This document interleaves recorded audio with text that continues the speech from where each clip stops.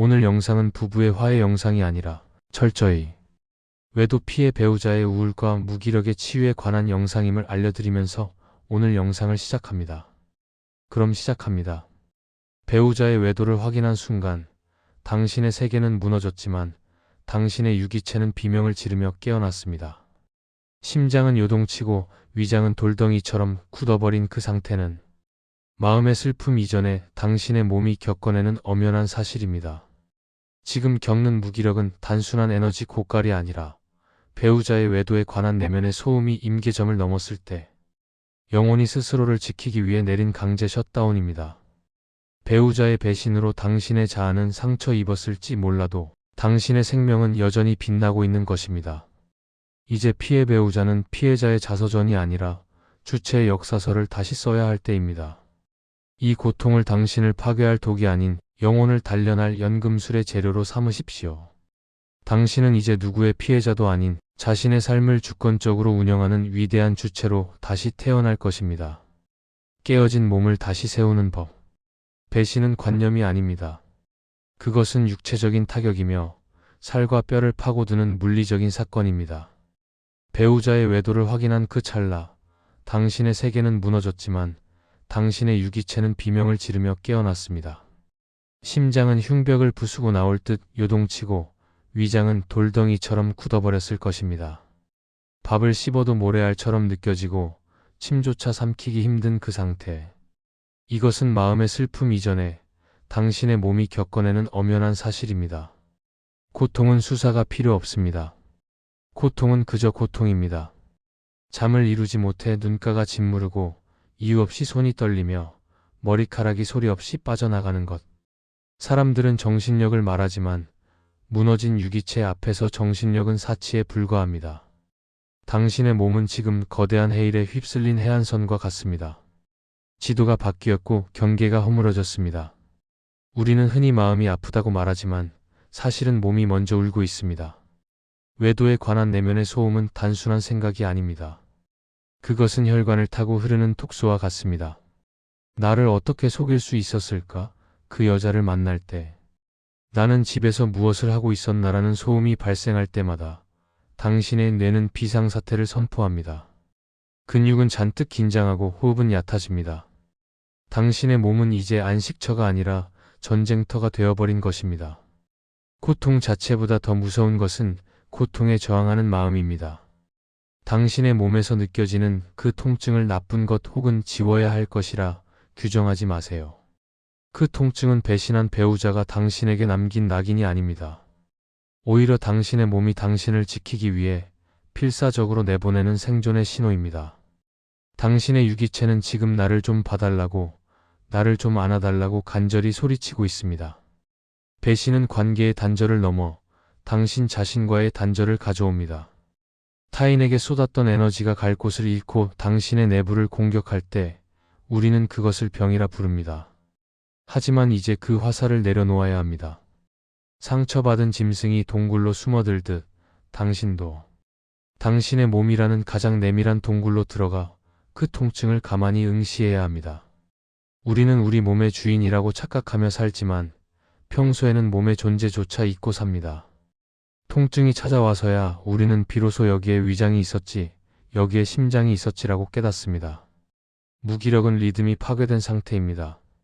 당신의 의식이 과거의 기억을 낱낱이 파헤치며 지옥을 만들고 있을 때 정작 당신의 몸은 지금 여기라는 현실 속에서 버려져 있습니다. 그러나 다시 기억해내야 하는 것은 삶의 리듬입니다. 삶의 리듬을 찾아야 합니다. 삶은 거창한 의미가 아니라 작은 감각의 나열입니다. 아침에 눈을 떠 발바닥에 닿는 바닥의 서늘한 촉감을 느끼는 것, 끓는 물의 소리에 귀를 기울이는 것, 차가운 물 한 잔이 식도를 타고 내려가는 그 경로를 추적하는 것. 이것들은 단순한 동작이 아니라 소음에 잠식된 당신의 주체를 다시 몸으로 불러들이는 거룩한 의식입니다. 몸의 커다란 힘을 믿으십시오. 머리는 당신을 속입니다. 의식은 타자의 욕망을 복사해와 당신에게 수치심을 주입합니다. 하지만 당신의 몸은 정직합니다. 당신이 숨을 쉬는 한, 당신의 유기체는 삶을 긍정하고 있습니다. 배우자의 배신으로 당신의 자아는 상처 입었을지 몰라도 당신의 생명은 여전히 빛나고 있습니다. 당신의 전원이 꺼진 이유. 사람들은 우울을 슬픔이라 오해하곤 하지만 실제의 우울은 무감각에 가깝습니다. 세상은 회색조로 탈색되고 뜨겁게 사랑하던 것들은 식은 죽처럼 비릿해집니다. 아침에 눈을 뜨는 일은 매일 거대한 콘크리트 벽을 맨손으로 마주하는 형벌이 되며 몸은 무겁고 마음은 습한 늪에 잠긴 듯 무너집니다. 무기력은 단순히 에너지가 없어서 오는 것이 아닙니다. 그것은 당신 안의 외도에 관한 내면 소음이 임계점을 넘었을 때 영혼이 스스로를 지키기 위해 내리는 강제 셧다운입니다. 어느 날 갑자기 찾아온 배우자의 외도는 고요한 호수에 던져진 거대한 바위와 같았고 그 파동은 멈추지 않고 당신의 내면을 뒤흔들고 있습니다. 어떻게 나한테 이럴 수 있지? 내가 뭘 잘못했을까? 그 여자는 나보다 무엇이 나을까? 이것이 바로 내면 소음입니다. 실제하는 사건은 이미 일어났지만 당신의 의식은 그 외도 사건 주위에 수만 가지의 대본을 써내려갑니다. 배신감이라는 잉크로 쓰인 판결문, 자책이라는 이름의 자서전, 그리고 증오라는 제목의 복수극까지 당신의 머릿속은 이 지독한 타이핑 소리로 가득 차 있습니다. 당신이 겪는 그 숨막히는 고통은 사실 배신 그 자체보다 그 배신을 재료로 당신의 의식이 끊임없이 재생산해내는 소음 때문일지도 모릅니다. 의식은 주체의 삶 옆에 교묘하게 달라붙어 소음을 끼워 넣습니다. 당신은 그 소음을 나라고 믿게 되었고 그 거짓된 목소리가 당신의 에너지를 모두 갉아먹은 것입니다. 우리의 뇌는 정지 버튼이 고장난 녹음기와 같아서 나는 가치 없는 사람이야. 내 인생은 여기서 끝났어 라는 문장들을 자가 증식시킵니다. 하지만 당신이 지금 느끼는 그 수치심과 결핍은 사실 당신의 것이 아닙니다. 그것은 타자의 욕망과 판단들이 흘러들어온 것일 뿐입니다. 당신은 착한 아내, 선한 남편, 완벽한 엄마, 완벽한 아빠라는 페르소나 뒤에서 진짜 주체를 소외시키며 살아왔을지도 모릅니다. 외도는 그 안전과 평화를 깨뜨린 재앙이었지만 역설적으로 당신을 옥죄던 타자의 대본을 찢어버릴 기회이기도 합니다. 삶과 삶에 관한 것은 다릅니다. 배우자의 외도는 하나의 실제하는 사건이지만 당신을 괴롭히는 것은 그 사건에 대해 의식이 덧붙인 수만 가지의 각주들입니다. 지금 당신을 무기력의 침대에 눕혀놓은 것은 당신 내면에서 웅성거리는 그 소음들의 명령입니다. 너는 피해자야. 너는 슬퍼해야만 해라고 속삭이는 비주체적인 목소리에 저항하십시오. 다이아몬드가 진흙 속에 던져져도 그 본질이 변하지 않듯 당신이라는 주체는 사건 너머에서 항상 온전하며 고요합니다. 무기력은 에너지가 고갈된 상태가 아니라 당신의 영혼이 더 이상 타자의 인생 대본을 연기하지 않겠다고 선언한 거룩한 멈춤입니다. 당신의 전원이 꺼진 이유는 이제 타자의 빛이 아닌 당신만의 빛으로 다시 켜지기 위해서입니다. 늪을 건너 나만의 대지를 창조하다.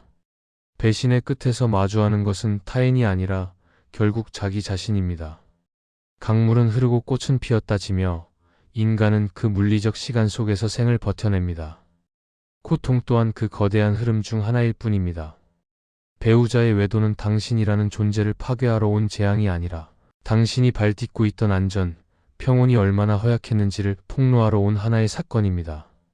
이제 그 무너진 터 위에서 당신은 다시 써야 합니다.